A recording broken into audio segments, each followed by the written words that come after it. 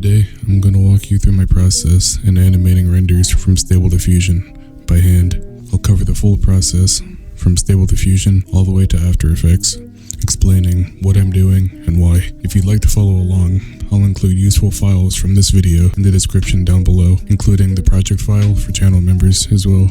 Let's just get into it. Stable Diffusion is a deep learning text-to-image model that's primarily used to generate detailed images conditioned on text descriptions, though it can also be applied to other tasks such as in-painting, out-painting, and generating image-to-image translations guided by text prompts.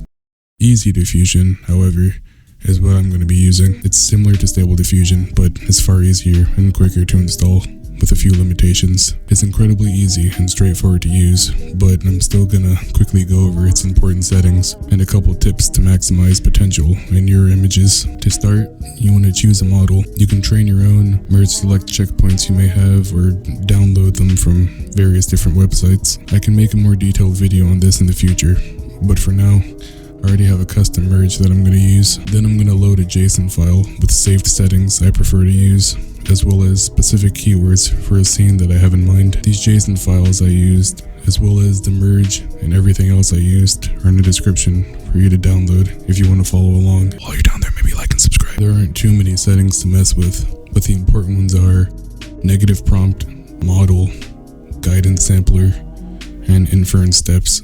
If there is any settings you see and want more information on, feel free to ask in the comments below. Otherwise, you can check out the Easy Diffusion wiki on GitHub. Once you dial in your settings and leave Easy Diffusion to its tasks, you'll start to see some results. Some bad ones, some great ones. You can make a note of the ones that you like best, and we can have Easy Diffusion work on them further in a few ways. I typically use the Make Similar Images option first to widen the choices I have to choose from that are closely similar to the images I like to begin with. It will take the image and use it as an input with specific settings to keep things closely related to the input image itself in terms of composition, but you'll be surprised by how widely different the results can be from this simple step. If an image is generated that you like, it's almost always worth it just to see what you'll get. You can take things a step further and generate a further 25 steps from a single image. Doing this a few times per image can greatly change the results of said image. Lastly, you can further the extent of the images created by inputting previously generated images with different prompts to get new results. You can keep doing this for a few generations to get entirely new and exciting results. It's so fun to play with the endless possibilities you can create and generate within this free tool. Seriously, just sit down one day and play with it. You'll have a blast. No? Just me? No. Alright then. Once you've chosen the images you like and want to keep, pick one you want to bring more life to and toss it into Photoshop. You need to separate the subject from the background, so to do this, I'm going to use the quick selection tool to start creating a selection around the subject.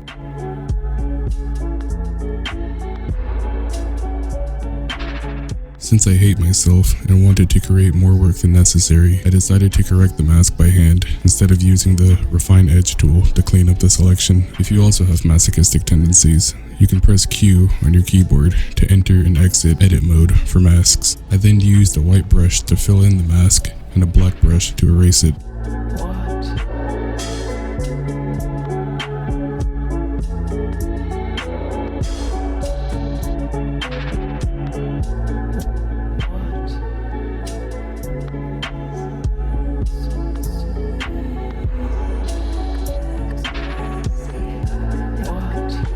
When the masking is mostly done, with the selection made, I'll press Ctrl and J to paste the selection above the current layer. After I clean up the mask around the hair, I'll Ctrl-click on the thumbnail of the subject layer. This will create a mask around the subject identical to the mask we just made earlier. Now select the background layer and right-click with the selection tool and select Fill, then Content Aware. This will fill in the space where the subject stood. We can use the selection tool and Content Aware Fill further to clean up the background.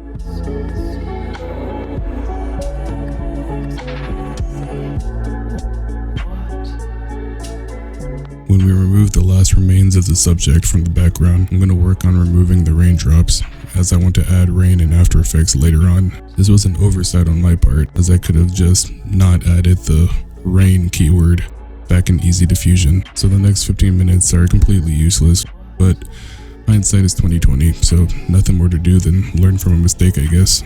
Lastly, I'll use a brush with the same color as the sky on a separate layer to blend the sky back together and hide all the garbage I left behind while clone stamping the raindrops out of existence. Now name your layers accordingly to make things a little easier in After Effects.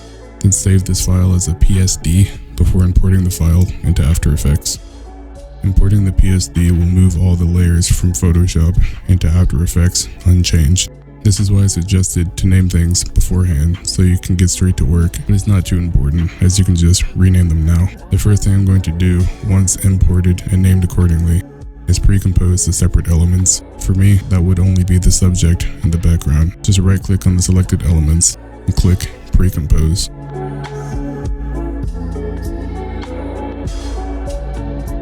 I'm going to start by adding some Gaussian blur to the background. It doesn't need to be too much, but I want to add some depth to the work to further separate the background from the foreground. I'll set the blurriness to a value between 10 and 15. I want it to be subtle, but choose a value that works for your case. To add some movement to the work now, I'm going to play with scale to add the illusion of movement. Select your layers and press S on your keyboard to bring up the scale option. Make a keyframe at the beginning as this is your starting point. Now at the end of your timeline, scale the subject up a small bit. The goal here is to create the illusion that the subject has moved closer to the camera. For the background, however, we're going to do the opposite. I'm going to start with a larger value and end with a smaller value closest to the initial size. Remember, the subject is traversing through the environment slowly and the camera is moving along with her lazily, so it doesn't need to be a drastic change in scale. The values for this will be different for each individual, so play around and do what feels right for you. When you're happy with the scale values, it's time to add some shake. We'll add more detail to the walking later on, but I like to work out of order to maximize potential work and make things harder on myself. So we're adding shake now, I guess. I'm going to use a Sapphire plugin called Sapphire Shake, appropriately named. We just want a subtle shake, so I'm going to pick the handheld preset and then tweak the value slightly. The most important settings to look at are amplitude, frequency, and the seed. Amplitude is how much the camera shakes, and frequency is how often it shakes. So I'll change the amp to 0.075 and the frequency to 0.1. I'm going to tweak these settings in the future as I felt it was still too aggressive of a camera shake. So if you're following along, I recommend even lower values for these two. Lastly, the seed, because the background would move far slower than the foreground because, perspective. I'm going to copy the shake layer to the background composition. I'll change the seed just so the shake is a little more independent from the foreground shake. Now lower the amplitude even further, down to around 0.05. Now that we have a slow zooming, shaky scene, it's time to add more detail to the subject's walk. Select the subject layer and press P on the keyboard for position. We're going to keyframe the y-axis values to give the illusion of steps. So let's make our first keyframe at the beginning of the timeline. I kind of eyeballed this step, so I'll try to walk you through what I'm doing here so you can apply it to your own workflow, hopefully with more foresight and accuracy than me. So every 3/4 of a second, I move the position of the subject down a small bit. Subtlety is key here, so try to keep the value change noticeable, but small. I then copy and pasted these two values evenly over the rest of the timeline, but later on, I changed the placement of the keyframes a small bit. For now, I'm happy with the values, and we can cross the next bridge when we get there. As I mentioned earlier, I like to work out of order, so now it's time to move on to color correction. I'm going to make a new adjustment layer and use a plugin called Magic Bullet Looks. I'll add a diffusion node to the matte selection, then change the size to around 11.5, and I'll change the glow to 100%. Next, I'm going to add some more contrast to the work, as originally it was quite low. Later on, I'm going to add even more contrast, but for now, I'll just add around 0.3. That'll be enough for now, but before I move on, I'm going to add a separate magic bullet layer to the background composition and add a couple extra small details. One of the things I'm going to add is chromatic aberration. I use this to shift the colors in the background to add a bit more vibrancy. The colors you choose to shift could be different for your scene, so play around with this. Try and keep it subtle though. I added some lens distortion and edge softness as well, but later on I removed the lens distortion as I felt it was far too much, but that'll be all for the background color correction. Going back to the subject, I wanted to add more subtle details to the walking animation. To do that, I wanted to use the puppet tool and add some movement to the head while steps are taken. Inside the subject composition, I'm going to add markers at the same places that the keyframes are in the main composition. To place a marker, just press the asterisk key. Before we use the puppet tool, I'm going to add some rotation along with the positional keyframes. This will aid the head movements we'll soon be adding. With your subject layer selected, press Shift and R to have rotation and position values and keyframes displayed. Again, a little bit of freestyling here, so let me explain what I'm doing.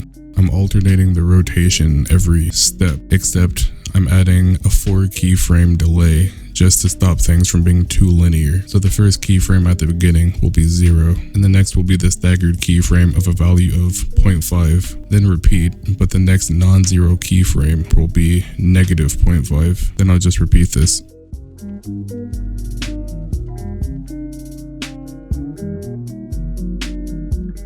At this point, I remembered that I wanted to add rain, so I went and downloaded some footage of rain that I could overlay. I'll place it above the subject and set the blend mode to screen.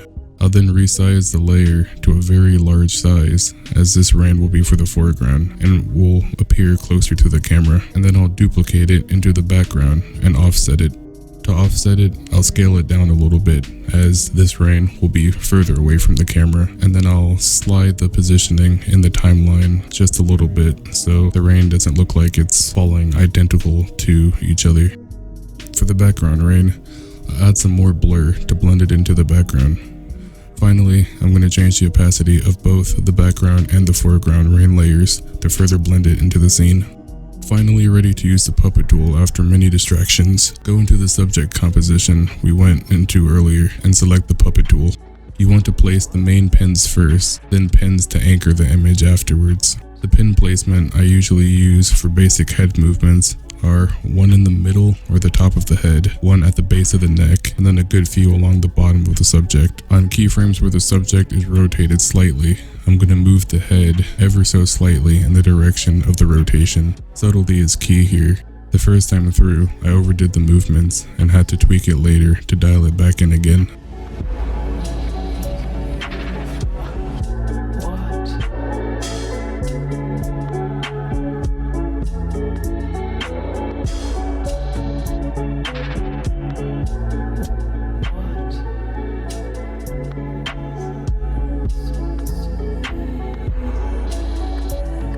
Now is the time I'm all too familiar with, and that's going to be to fix things I either overlooked or messed up and left for future me to deal with. I'm going to go back and tweak things slightly I feel needs more attention, like the shake settings or the puppet pins, just to name a couple. Finally, I'm going to pre-compose everything in the main composition and then add posterized time to add some frame steps. The composition is 24 frames per second by default, but I'm going to lower it to 15 frames per second to give it an over-exaggerated and animated kind of feel. This is basically done now, but I'm going to add a couple more color corrections and final touches off camera. If you've made it to the end, I just want to thank you for watching. A like and subscribe would help the channel tremendously.